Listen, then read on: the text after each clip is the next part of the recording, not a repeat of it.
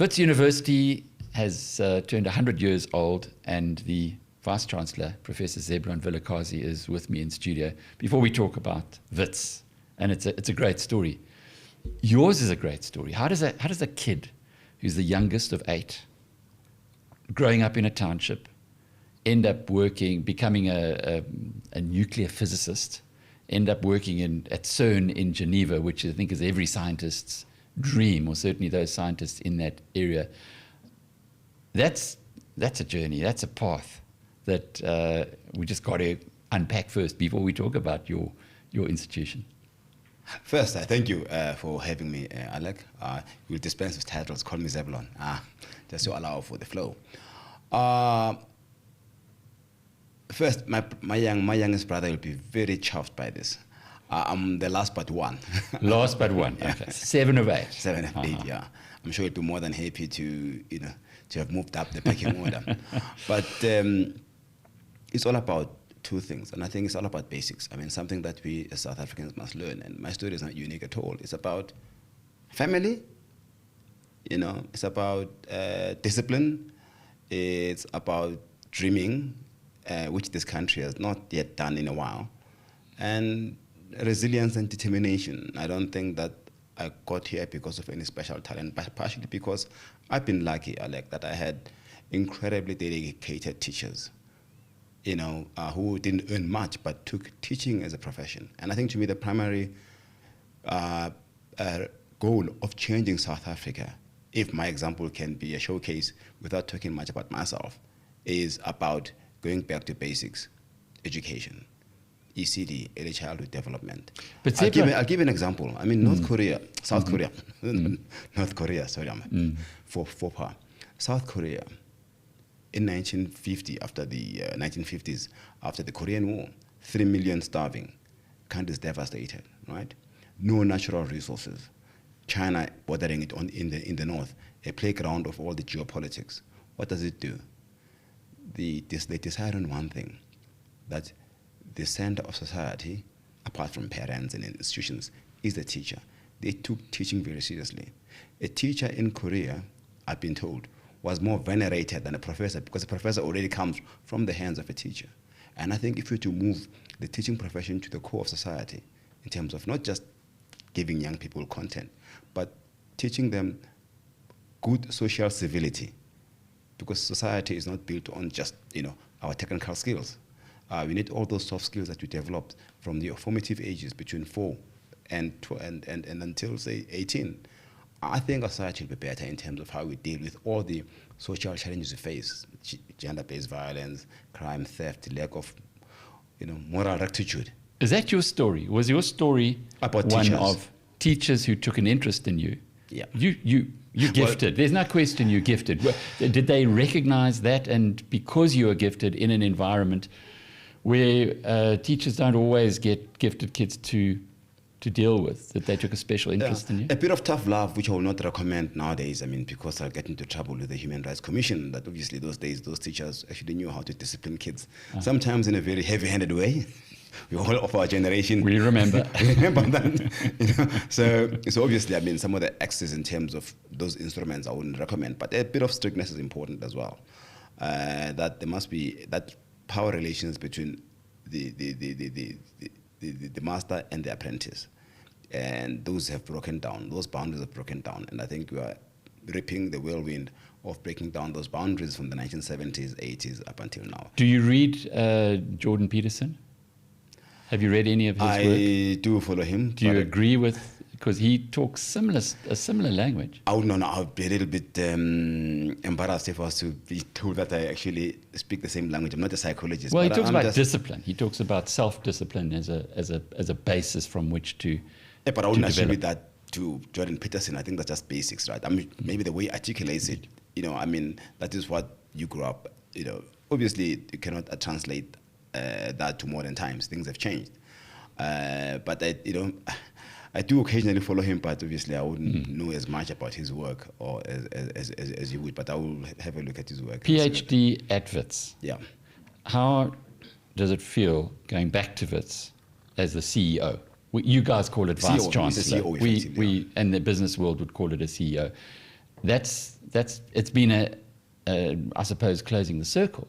But was it always something you wanted to do when you were doing your PhD, or did you just want to be a scientist? I mean, just being a scientist. Good question. No, it's not just, because it's the scientist. One is to aspire. I finished my PhD, spent a while in Europe, at CERN. I came back to South Africa to teach at UCT. I saw myself retiring as a highly regarded academic, spending the rest of my full professional life as a professor, supervising students, writing articles and teaching classes, and contributing just one block in this whole edifice, in this wall of knowledge. That's all. I think that was basically not what I wanted, that I would end up being an administrator of, or a leader of 50,000, but serendipity and diversion from your original path happens.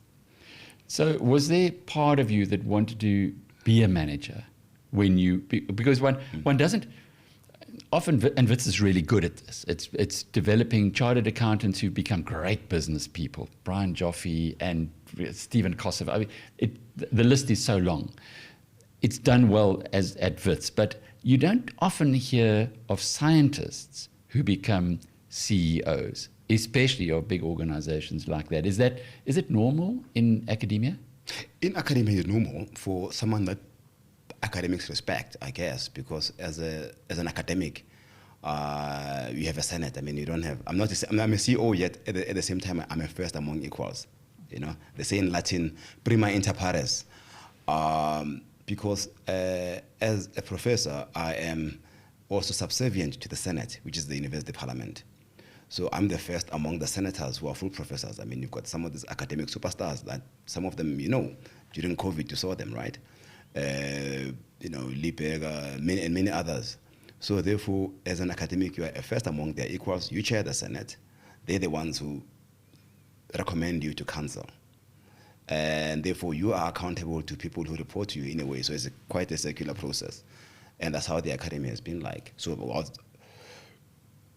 the university, normally, they would get an odd scientist, an odd social scientist, lawyer, to doctor to lead the university, because it's based on their experience, of course, in leadership and other skills, soft skills that they might have. And also, more importantly, their academic acumen, that they will be able to carry their peers around them. They won't be just managerial. They have to be academic leaders, scholar leaders, to use the word. So that is where the difference lies. Whilst in the real world, you're correct. I mean, in the professions, you very rarely find scientists leading institutions. You might find a lot of engineers, and I think in this country, actually, Alec, needs more engineers in high places. Maybe some of the challenges we face will be solved, because engineers, and I'm not an engineer, I've worked with them very closely, bring system thinking, which this country lacks terribly in terms of infrastructure management, in terms of strategic thinking and long-term visioning. There's a heck of a lot. I'm diverting here. Yeah, there's a lot that our country needs, but one big thing that it needs is a strong Wits University. Now, it's 100 years old. The public perception is that its glory days are behind it. Clearly, you wouldn't have taken on this role if you agreed with that. I think that the best years of the university lie ahead. In 100 years, what it has achieved. I will not dwell into those details. 4 Nobel exactly. Prize winners. That's pretty good. Any other universities come close? The University of Cape Town, just pound for pound, about the same. Yeah, and they're the only two in South Africa with this high concentration, or on the continent broadly, with this high concentration of a Nobel Prize among their alumni. Talking about the glory days of Wits, right? If you look at our research over the last 30 years, there was a bit of a dip around the 2000s, and since then we've been on an upward trajectory. And the fact that we were able to withstand the challenges of what we experienced around the mid-2000s, the 2015-16 student protest movement, and the fact that we were able to go through that, right, and emerge stronger, right, bruised, battered, and hard, Bruce Barat scarred but hard. It speaks about the resilience of this university and many others. We have, over the last 8 years, come up with more. You saw how we responded to COVID. And I'm not here to market Wits. I think the facts speak for themselves. Well, Wits needs marketing. During COVID, which university contributed more than 60% to public opinion articles? Which university was central in doing 2 drug trials with Oxford AstraZeneca? Which university led in modeling of the evolution of all the variants that you saw? And of course, was central in advising some of the policymakers on how to respond, right? Obviously, some of the decisions taken at a high level were not what we proposed, but that speaks about the strength of the health sciences platform. You look at our strength in physics, in engineering. I think that that canard needs to be debunked. That the best years are behind us. In actual fact, I think that we are now on an upward trajectory to actually be what society should be. And I can tell you more about that. But I'd like you to expand. A couple of things there. Let's just go back to student politics or student involvement in politics. During the apartheid era, as you well know, because you would have been at Wits at that time, Wits was always in the forefront, UCT as well, but in challenging the regime, in challenging the government. The students really went into the front line back then. And staff as well. And staff, indeed. South Africa is in a parlous state at the moment. Lots of corruption, lots of funny stuff going on. You just have to talk to the business leaders who you rub shoulders with all the time, and they will tell you that the pressures on them now to conform to the corrupt system are high. We did see fees must fall, and that's perhaps something completely different, but it's almost like the students have been absent relative to the way they were during the apartheid era. Is that, again, a perception, or is that the reality of what is happening? And if so, why? Just to try to pivot to that question, in the 1970s, when Wits was going through these tumults in the 1980s, some of the commentators at the time, I've read the Rand Daily Mail, were saying that Wits has gone past a sell-by date. So interesting. Someone can say that the country's been going down since 1652, right? There's always been, South Africans are very apocalyptic, that we tend to be quite atavistic looking back and looking back at the old halcyon days as the better days. And I think it's part of our dystopian view of the future, and I think South Africans need to come out of that a little bit, notwithstanding the challenges we face as a country. Not that I'm being a naive optimist. I think I'm a kind of a positivist, but the realistic one. In terms of student politics, I do believe that those days when we had student politics coalescing around a common vision, right? I mean, there was a big system to be confronted. There was apartheid, and therefore that had to be tackled. It's not that students have retracted. In actual fact, on the other side of the equation, Alec, which is depressing, is that our student politics has become too factionalized along party political lines. Now there's no coalescence or coalition, or at least coherence around a common vision of what you need to do. Fees Must Fall at least created that cohesion around what are the problems to be tackled in terms of funding, right? Yes, the year after, of course, was, again, it became fractionated and became more violent, and of course that wasn't helpful for the cause. So that images of people having around Fees Must Fall was the violence, which is sad, because there was actually a cause that was worth pursuing. Just like in the 1980s, when students would go, not fight against management, but they would go to the streets. They would go and march peacefully and hand over memoranda to whoever the authorities were. And get tear gassed for it. And get tear gassed for it. And bitten by dogs. Shambucked. Yeah. No, get shambucked and get bitten by dogs and rubber bulleted. So I think that activism is there, but I think at this stage, because of intergenerational lack of transmission of knowledge of how to manage these things, and I'm not a student leader anymore, it's somewhat lost. I'm really going in another direction, because last week, Herman Mashaba was sitting in that seat. Yeah. And he said to me, he is now committed. They've got 180 volunteers in his political party. And all they're doing is going around to people to try and get them to vote. They're saying, you don't have to vote for us, for Action SA, but just vote, just get involved. And we see more and more that South Africans seem to have forgotten what democracy cost us, and in fact are not as involved in democracy as they should be. Who knows how much involvement one should have in the democratic process? But you would have thought that this would be something that the young people could pick up on, could really get involved. And yet all the surveys we get is that young people, many of them want to leave the country, others are not interested, they say it's beyond repair. We're being very realistic now, and we're both optimists, both you and I, but is there something that universities, or a role that universities can play in this, not who you vote for, but at least that you do get out and vote? In terms of sticking to our knitting, I mean, our knitting is teaching and learning and research, right? And influence society, obviously. So we can actually play a role in enabling critical and engaged citizenry. That sometimes actually going through the parliamentary process is not the only way, right? I mean, the strength of this country has been through its civil society organizations like the Treatment Action Campaign, which came out of Wits, or formation of the Mail and Guardian, or the Weekly Mail then, by two of our graduates, whom you might know, Manawim and Harbour. My former colleagues at the Rand Daily Mail. Exactly.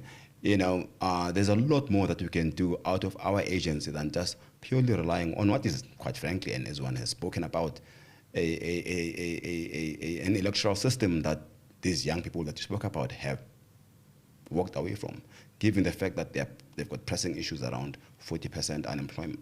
I mean, more than 40% unemployment among the young, less so among the university graduates, in particular those from Wits and other universities that actually are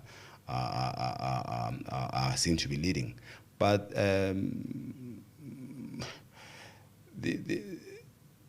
that being said, I believe in democracy.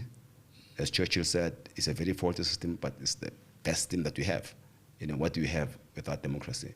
But I think we need to also agitate through platforms like this for a democratic system that people must believe in. Clearly, by walking away from it, the young people and many citizens of South Africa have checked out.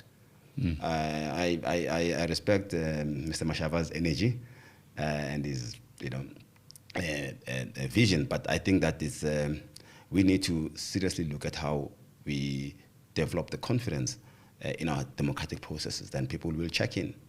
Yeah, it's that old story about the one starfish at a time, isn't it? That's what he's doing. He's saying, if we're going to get change in this country to a different system, then we need to convert people one by one. Maybe it's going to take too long, but at least he's going in the right direction. I support that. Don't get me wrong, Alec. I support that completely because, you know, it starts with a small ripple. A ripple will form a wave. A wave will sweep into a tide, and that's how things happen. So therefore, by not doing anything at all, nothing's going to happen. And I think what he's doing is laudable. But if Witsies were to pick this up and say, "Come, we want democracy. Just go and vote." We have democracy. I don't want to subvert. You've got one of the best constitutional democracies in the world. That's how it's being implemented. Yeah, indeed. So earlier this month, you had my friend Barry van Zyl, who plays drums for the Johnny Clegg band. Yes. Was part of the celebration, where you had a music festival. You guys have really pulled out all the stops. Has it risen to the 100th anniversary to the levels that you were hoping? I'm sure that that push paid to the idea that our best years are behind us. So you're just warming up. And if this is to go by. And what's your vision? What's your goal? Where as the leader of Wits, would you love it to be in 10 years' time? Right. We've done very well in research. And I think if you look at statistics in terms of our, I mean, I'm using a very crude measure here. Rankings, of course, they fluctuate from year to year. But if you look at the trend over the last many years and our research output, we've done quite well, right? But that's been your drive, very much on the research exactly, side. Despite our lack of, in fact, we've produced more research than we did in the old halcyon days of Wits. But now what you need to do is to convert that research into innovation. So my big vision now is to, or not my vision, but the vision of the university, is to innovate, become an innovative university. So we've now moved from research to research and innovation, because innovation is going to be what will be a game changer for this country, Alec, because we don't want to produce, we still want to produce professionals to service the industry. We are in Johannesburg. We need lawyers. We need accountants who will drive the commercial and industrial heartland of this continent. But we also need people who will create new industries. You know the story of Facebook. I mean, there's been, or other apps that came out of the United States. It's been canonized in movies, you know, like well, Facebook. Oxford. And they come out of most of these, great innovations that have changed the world. And that's the advantage of having young people, is that they don't come from, professors, bearded professors like myself, but they come out of the university dorms, or in some other cases, mom's garage, because young people have got incredible innovative skills. I mean, I can show you one place we have here in Braamfontein. We've got a new digital innovation hub that hosts the IBM facilities, research laboratories, one of only 13 in the world, and we are now actually driving like frontier level technologies like quantum computing. We've got the robotics and artificial intelligence laboratory, led by Benjamin Rosman, who went on to win, we became the first Google Innovator Award on the African continent.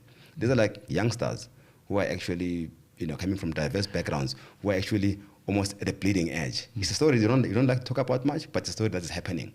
If you're actually feeling a little bit morose, come to our labs, go to our research labs, seeing our, this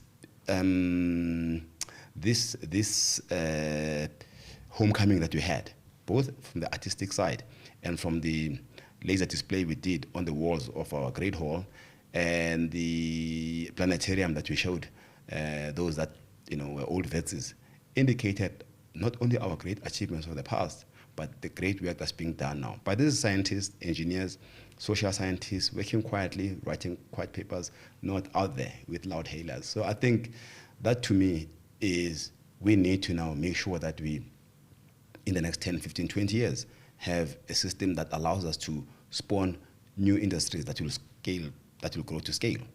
Recall that we've got a history of doing that. I mean, in actual fact, I can count of three, 2 or 3, and I don't mean to be excluding others here.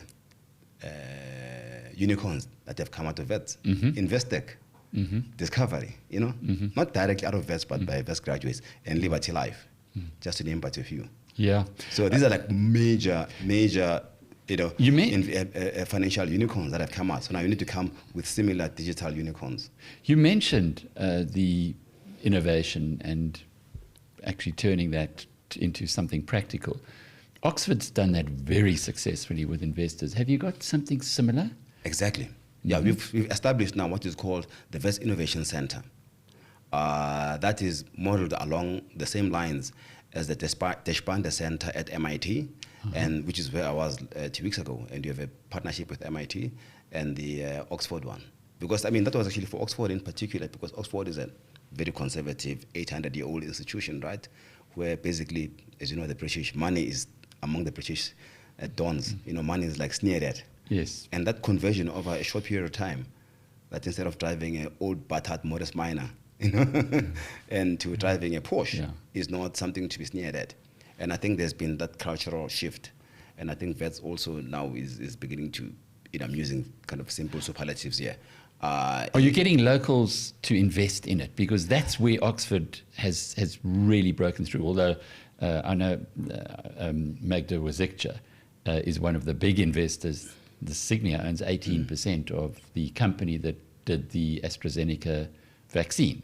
So South African capital helped Oxford there. But are South Africans investing in the Wits joint ventures to take these innovations to market? And not only just Wits, other institutions that are like-minded, because Wits cannot solve these problems alone. But I'm going to speak for Wits here. Is And therein lies our challenge, Alec, is because if you look at our proportion of R&D as a function of the gross domestic product, ideally it should be about less than 2%. If we are to become a knowledge-based economy, it's now about 70.75%, right?